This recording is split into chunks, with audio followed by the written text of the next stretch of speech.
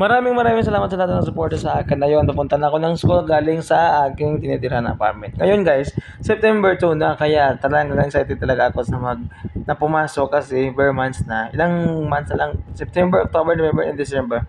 Ayun, lapit ng December, kaya ayun. Ito guys ang aming school. Siyempre nagbantay muna ako nandyan. Oh.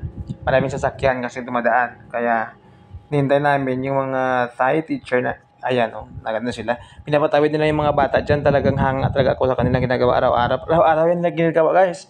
Every morning talaga ginagawa nila. At ayun, nagkaya talaga mga bata baka para sa safety ng mga bata kasi maraming mga sasakyan na tumatawid dyan. Na dumadaan, kaya yung bata pagtawid dyan dapat safety para tuloy ang buhay. So ayun guys, dito sa Thailand, simple naman talaga ang mga ang trabaho dito sa Thailand, hindi talaga siya pressure kumpara mo sa Pilipinas. So thankful talaga ako na napunta ako sa school na to. Ngayon, dumating ako ng school ng mga 7:15. Kaya yung flag, hindi pa kami nag-flag ceremony. Sa baba pa siya. Mamaya mga 7:45 pa kami yung flag ceremony. Ayun guys, napaganda talaga ng aming school. No? Salamat talaga. Ngayon, pupunta na ako ng aming office. Ayan, ang English department. Diyan sa English zone yun dyan.